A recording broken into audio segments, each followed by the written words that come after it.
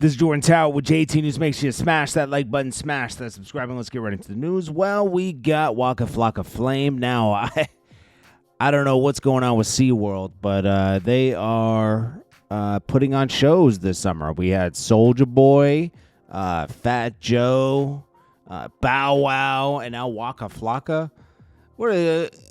While the kids are looking at beluga whales or whatever, they're going to be like, I'll go hard in the paint. It's like, what? It's crazy. You got to go look at it. People are headbanging. It's crazy. Condolences to Mac Maine. He's a good guy, man. I spoke to him once or twice on the phone before, a long time ago. I don't really know him, but came across as a good person. And actually, I met him before doing a video for Wayne. Money on My Mind video. It was a long time ago. But he's a good guy, man. His 20-year-old son passed away. He had a seizure. Very sad, man. If you don't know, this is Lil Wayne's best friend and does business for Young Money. And said, been trying to build up the strength to make this post since last night, so bear with me. On July 16th, I received the call that my son, Zeke, had passed away at his home in California from a seizure. Still in shock and processing the fact that he's gone. Still confused, still questioning life with my child, and why my child and not me. I know I am his father, while he was here in the flesh. But now he's ascended to rejoin our Father, God, and Spirit, and his ancestors, who also loved him dearly, like his grandfather, his dad, and grandmother. That's hard to read, man. I hope Mac Maine's okay, and I hope he has friends and family around him right now, man, because that's horrible. Doechii and Eminem now supposedly have the most monthly listeners among rappers of all time on YouTube, which is almost impossible. Okay, the Academics warns TDE. That's from Academic Stream here. He warned them, saying like, you're overbotting. Like, you're telling me that Doechii already has surpassed Drake, Nicki Minaj, all these people. Like, no, and then Doechii has half the monthly listeners on Spotify than Eminem, so it's not balanced. It's really weird that they're overbotting it like that. And she's like Academics did say, she's not horrible, but she's not the best rapper in the world. Like, people are going to start calling her out, and like, really, when people feel like there's a lot of fake stuff going on, they don't even want to listen anymore, and it's a dangerous road to go down. Rick Ross pulls up on AutoZone. He has his slippery soap in there, and he pulls up randomly at AutoZone's now and advertises his slippery soap, which is funny.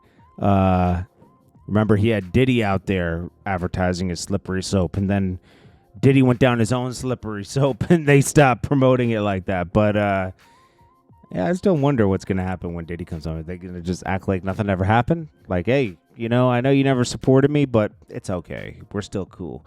That's how it will go. I'm pretty sure that's how it'll go, because that's how these things usually work out. Anyways, we got Faze Banks announces he's stepping away from Faze and the internet after the drama with Adin, Ross, and crypto. Said, I've never scammed anybody. Said, I've never scammed anybody a day in my life. The entire narrative is unfair, and part of the reason it exists is because of my Faze name. It's so easily farmed and manipulated. The fact that it's affecting the guys at all is whack. So for the time being, I'm going to step away from the Faze, but also the internet. It's destroying my life inside and out. Sucks my entire life gets ruined over something I didn't even do.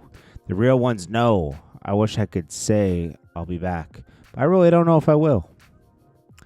This guy goes through it. This guy's always into some drama, and Faze Banks hasn't really done anything in like 10 years.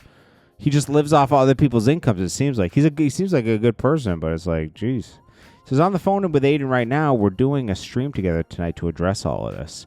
This whole thing has been widely miscommunicated and destroyed my mental for the last several months. So basically they had this coin and they feel like a rug pull happened. And, it's basically that's what's going on. A lot of people lost money. Adin Ross says, the bank screenshot is real. It's sad. If you guys think that I'm being rugged was me, I'm sorry to tell you that I wasn't. There's a reason my entire house is silent. Truth will come out eventually. I'm just more hurt. The fact that someone I call my brother is behind my back. He's talking about Faze Banks. Says, Adin Ross, this is messed up. This community dumped on him, used him as an exit liquidity.